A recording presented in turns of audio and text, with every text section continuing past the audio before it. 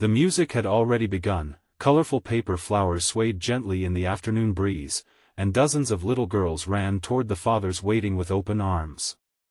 Then, in the middle of all the laughter, one tiny voice quietly whispered words that made an entire crowd fall silent. A 6-year-old girl in a pale blue dress stood alone beside the dance floor, clutching the edge of her ribbon, her eyes searching every face before she looked down and softly admitted that it was the father-daughter dance, and she was all alone.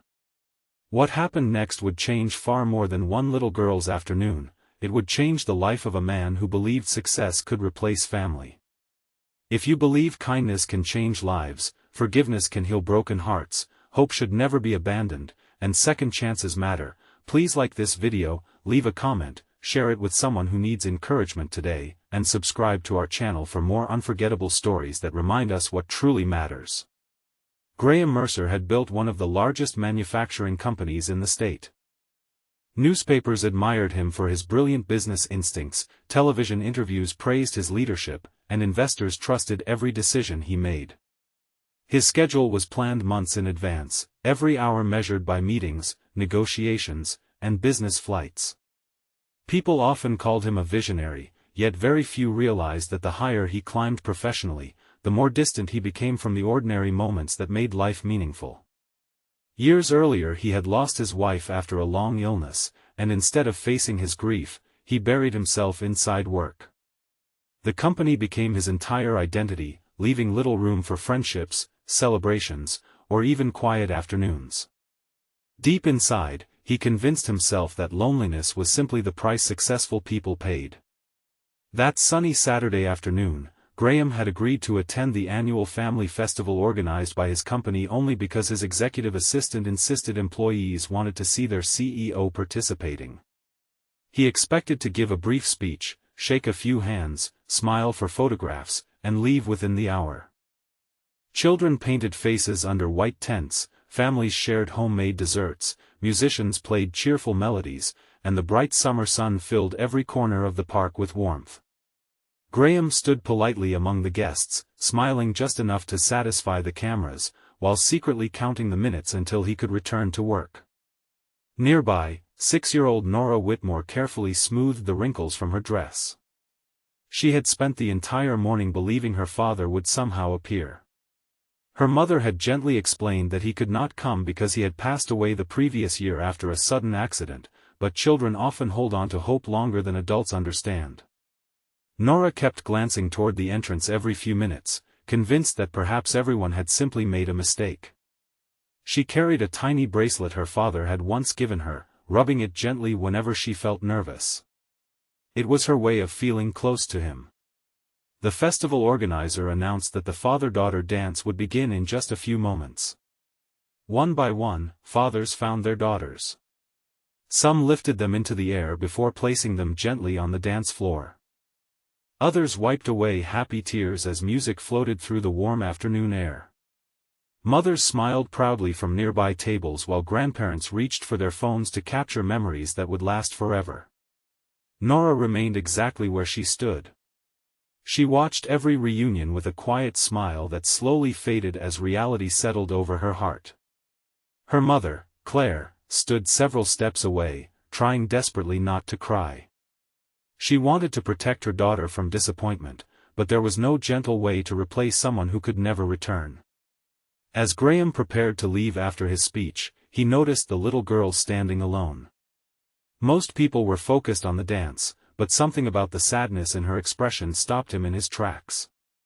He had seen financial disasters, hostile negotiations, and impossible business challenges without hesitation, yet he suddenly found himself unable to take another step.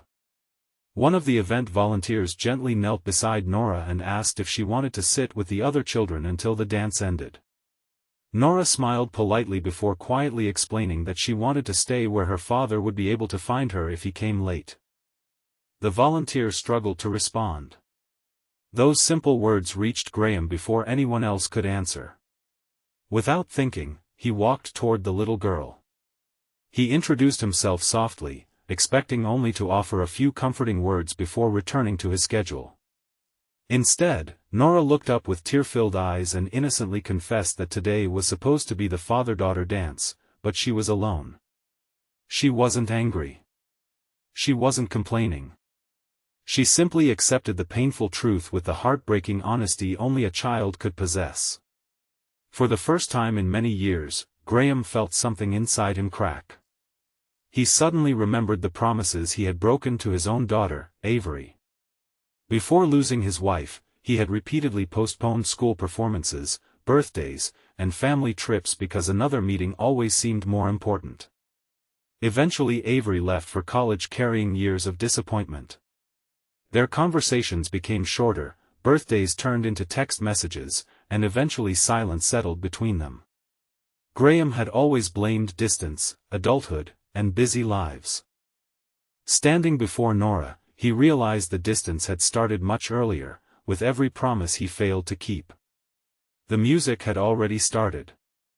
Without making a speech or asking anyone's permission, Graham quietly held out his hand. Norah looked toward her mother, who nodded through her tears.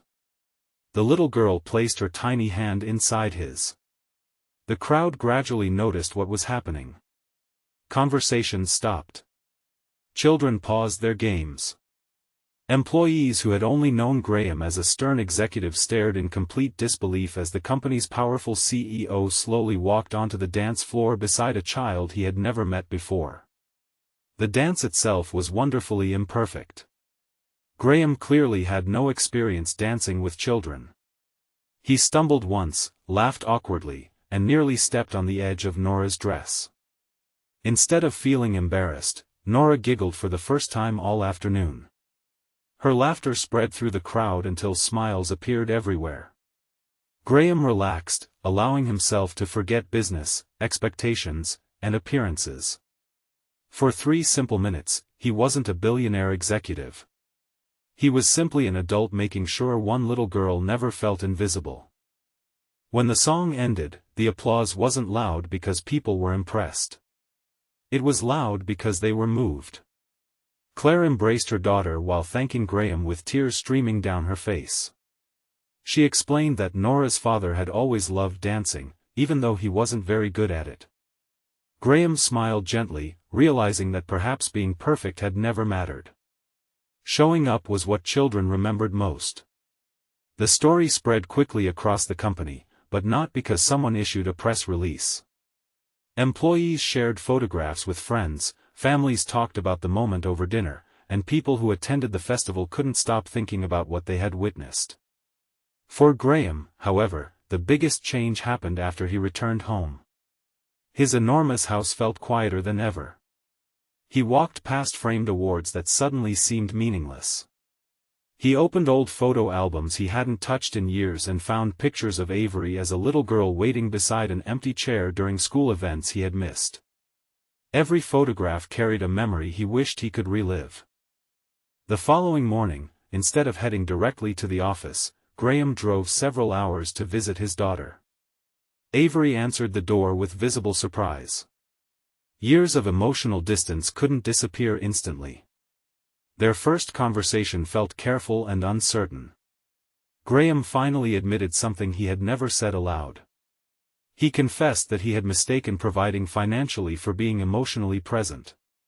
He apologized without excuses, without blaming work, and without expecting immediate forgiveness.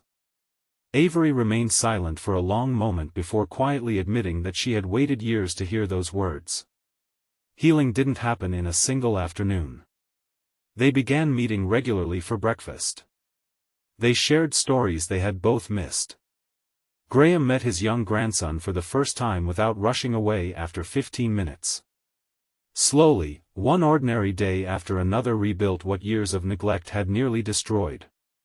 Meanwhile, Graham couldn't stop thinking about children like Norah. He created a company program encouraging employees to prioritize important family milestones without fear of losing promotions or opportunities.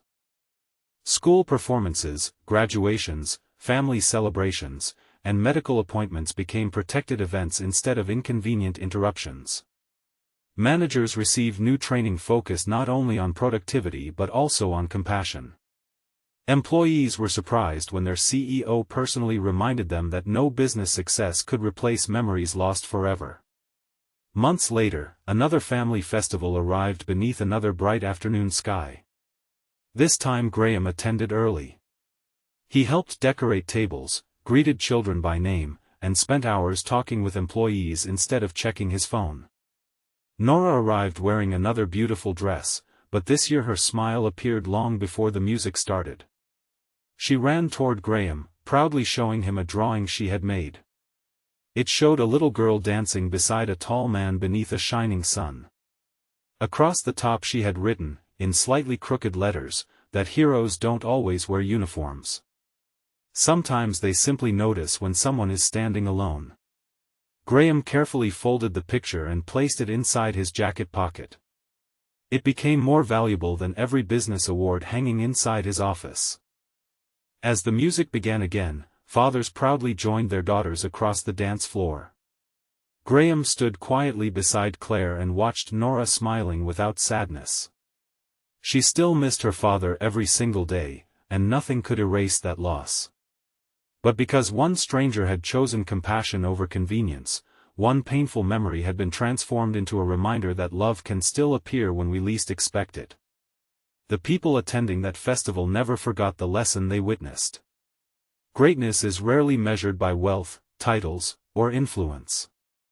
It is measured by the moments when we stop chasing our own priorities long enough to lift someone else's burden.